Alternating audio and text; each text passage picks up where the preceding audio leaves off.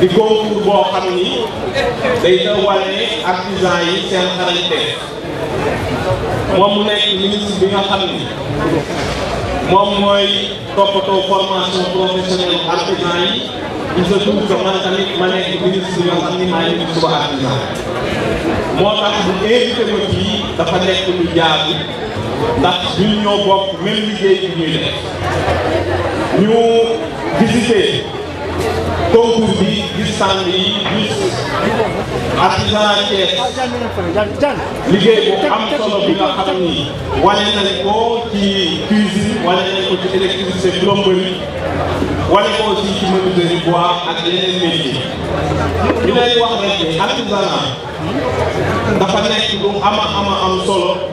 te di profité ci ndaw yi nekk fii ak parents yi pour wax leen naam bu njëkk ba loolu moo gën a tànneel artisanat dañuy jàpp ni képp koo xam ni école soxlaw ko moom la artisanat di jëlee àddina nag dox na ba soppeeku loolu amatu li nga xam ni mooy figuru àddina mooy artisan mooy koo xamante ni ëllëg ak IA bi di ñëw nga xam ni métier yu bëri dañu leen détruire artisanat moo war a nekk benn secteur boo xam ni ñoom dañuy yokk mais ñu wàññi donc ci am sa doom bul jàpp ne rek yoonu école moo am na nga xam ni formation professionnelle pour que sa doom nekk artisan qualifié ëllëg loolu mooy aujourd'hui la meilleure garantie pour que ëllëg nga am liggéey loolu foog nit ñi bàyyi ko xel parents dañuy bàyyi am ay diplôme kese waxuma baaxul mais du loolu rek moom mooy jëmale réew kanam gis ngeen jafe-jafe ñi nga xam ne am nañu diplôme bu ñu yeggee ba master di am pour dugg ci monde donc artisanat am na solo am na ay changement yu am solo yoo xam ni ministre bi xam naa dina ko annoncé te gis nañu nit doon liggéey ministre de l'artisanat aussi war ko ci teg ndax lu mën a xew artisan yi dañoo war a yokk seen capacité am nañ xarañ teef bi xam nañ loolu mais li ñuy liggéey moo gaaw boo xam ne ñoom chaque année dañoo war a nekk mise à niveau ndax mbir dafa soppeeku léegi àddina dafa bëri ay normes boo bëggee defar benn table tey normes yi ngay utiliser pour defar table dafa bëri bokkul ak rek li la jàngaloon bi nga defar boo bëggee defar lal daal il faut nga mën a xam nit ñi ci tëdd ban morphologie la am bu fi tëddee nii est-ce que lii dina mel nii est-ce que lal bi dina teew dina taxaw dina dëgër et cetera loolu dafa laaj ay calcul donc artisan yi tey dañoo nekk ñoo xamante ne dañoo war a dugg ci monde bu bees artisan ñoom ñëpp pour ñu nekk tailleur ñu nekk plombier ñu nekk mécanicien par exemple gis ngeen ni àddina muy jëm yegg ci ñu ñuy wax les voitures électriques oto yooyu bokk la oto yi ñuy daw oto yooyu du jël essence du jël gasoil da nga koy charger muy am courant moteur bi bokk nag moteur mécanique yow boo yemee ci mécanique te àddina bi jëm foofu da nga war a xam oto yooyu moo ñëw nga commencé soppi sa xam-xam commencé gëstu ci yooyu comme artisan yi ñi defar daal ñoom ñëpp war nañ mën a utiliser nouvelle technologie mu dimbali leen bu baax ci calcul yi ñuy def tey jii boo nekkee maçon am na nooy xamee ni nga war a former dëgg-dëgg au delà de yokk sa xam-xam ci métier bi nga def mooy nan ngay utiliser aussi nouvelle technologie pour mu dimbali la bu baax. Donc il y a des changements en cours dans tous les secteurs et je suis très content que monsieur le président de la chambre de métier ñu bàyyi leen ko bis bu mag bi ndax xëy na ci kanam tuuti bu ñu defee suñu concertation ba pare dina am ay coppite yu mag yu am ci chambre de métier parce que aussi foofu mooy fi nga xam ni artisan yi foofu la ñuy daje moom mooy daanaka seen kër donc concours bi am na solo ni mu amee concours général pour philosophie mathématique ak yooyu avec le ministre Moustapha Dieng Sadé ñu ngi ñaan mu am concours général des métiers président de la République teewe ko parce que artisan yi ñu ngi leen sant di leen gërëm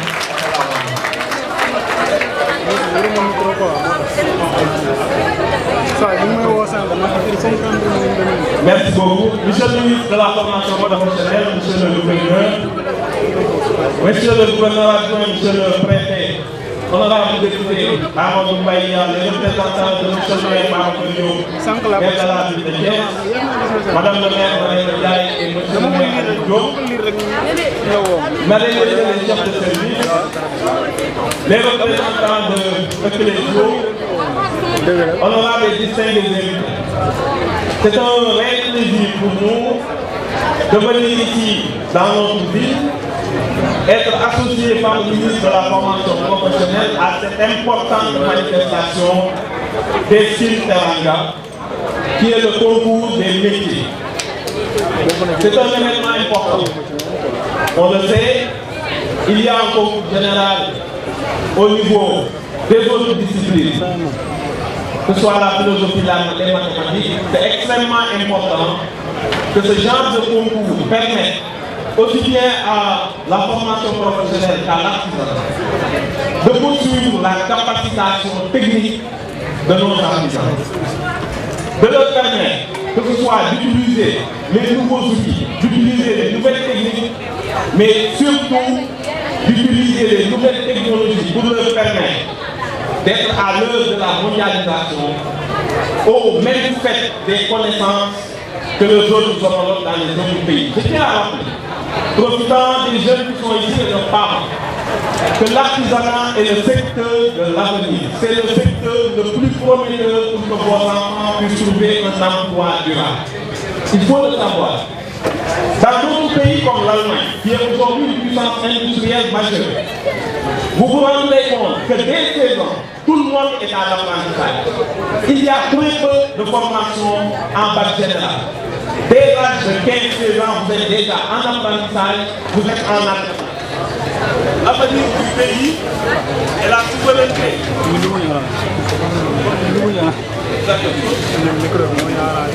Et la souveraineté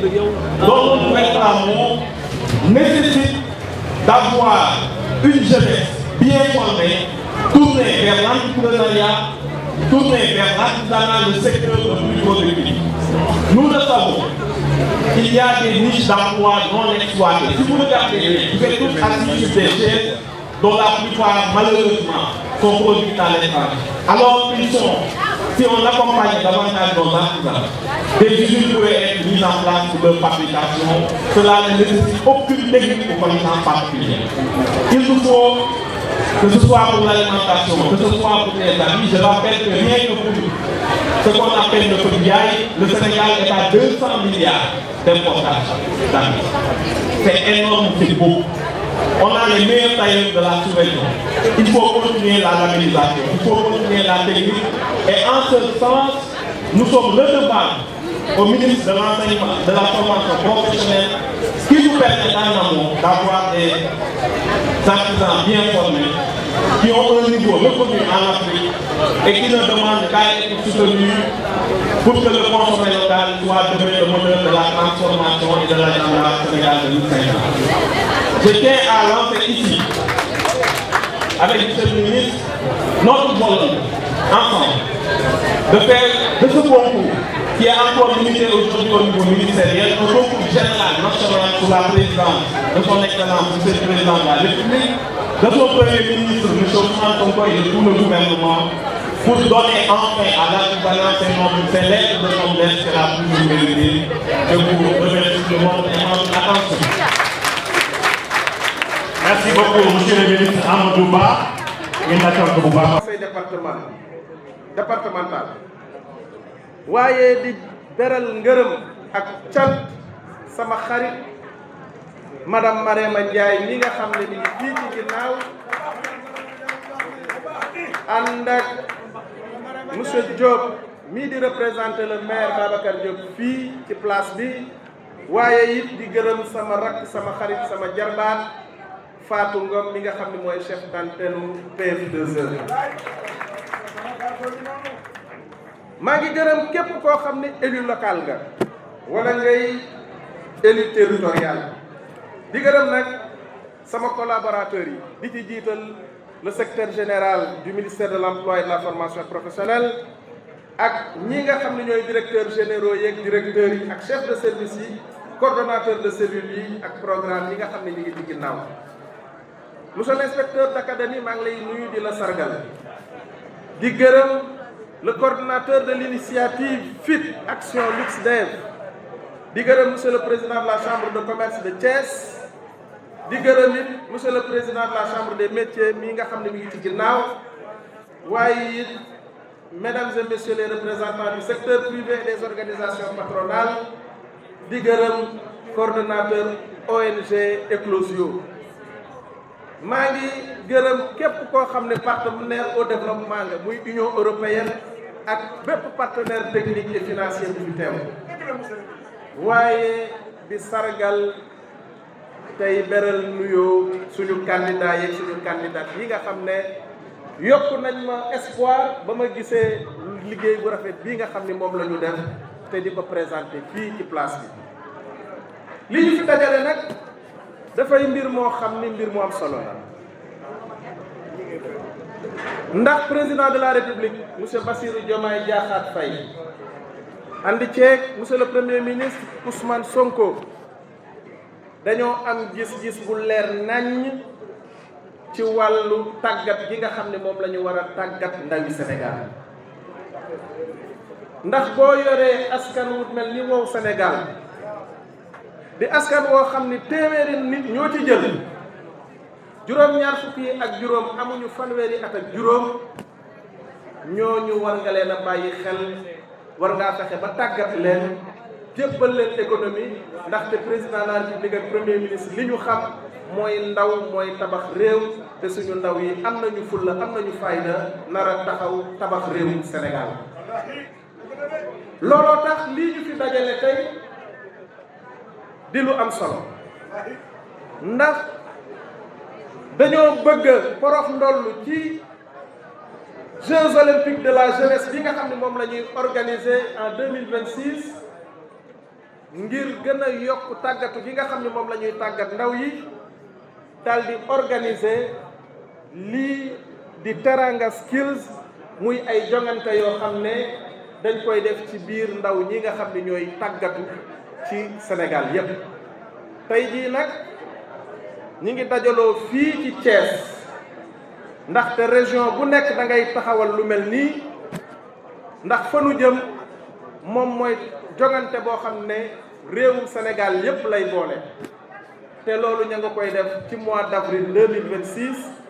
nii ko sama xarit sama naataango ministre Amadou Ba waxee li nu bëgg mooy nii ñuy organiser ay jongante ci yeneeni fànn noonu la ñu bëgg organiser ñun tamit jongante yoo xam ne dafay jublu ci wàllu formation professionnelle et technique ak wàllu artisanat looloo tax tey jii nii ñu ànd ceeg ONG bu mag bii di Eclosio mu jàppale ñu ci organiser concours bi ngir gën a yokk xarañte ndaw yi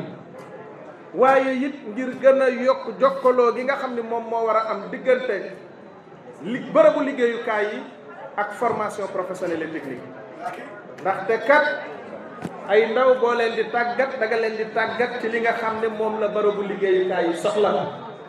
moo tax tey jii nii lii ngeen fi gis te muy rek une partie des filières yi nga xam ne moom la ñu tànn muy plomberie di électricité di menuiserie bois di couture di cuisine loolu jàpp nañu ne bokk na ci li nga xam ne moom la barabu liggéeyukaay yi gën a soxla waaye am na yeneen façon métier yoo xam ne bu soobee yàlla dinañu bokk ci jogante yi ndaxte région bu nekk ak sa spécificité ak sa mandarga te région bu nekk dinañu xool yan façon métier moom lañ fa war a tàggat mbokk yi Teranga Skills bu ngeen ko déggee jongantekaay la boo xam ne dafay may ñu tànn ci suñu ndaw yi ñi ci gën a xarañ loolu nag wundul ne ñi nga xam ne tànnuñu leen xarañuñu waaye dañu ne dañu ciy tànn ñi nga xam ne ñoo ci gën a xarañ ñu neexal leen ndaxte formation professionnelle gën a xëcc nit ñi ba lii nga xam ne moom la sama xarit le ministre Amadou Ba wax léegi formation professionnelle dootul nekkati ñaareelu tànneefu ndaw yi ba fii ñuy wax ak yéen ñi ëpp ci Sénégal li ñu jàpp mooy tàggat gi ñuy tàggat ndaw yi ci métier nit ñi dañ koo jàppee comme ñaareelu tànneef faaw ndaw li échoué ci école amul entrée en sixième wala amul brevet ñu koy soog a yóbbu ci formation professionnelle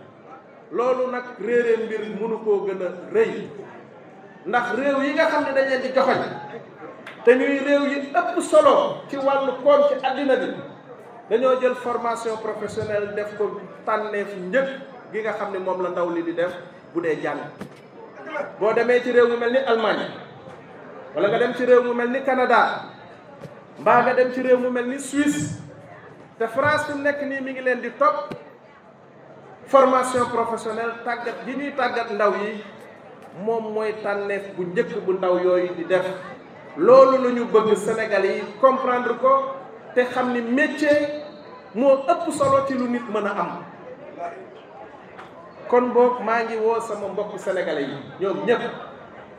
nañu jublu ci formation professionnelle xale da nga koy teel a bàyyi mu tànn fa mu bëgg a dem ndaw su demee ba am brevet war naa mën a taxaw ne man mii kat plombier laa bëgg a doon man mii kat électricien laa bëgg a doon man mii kat couturier laa bëgg a doon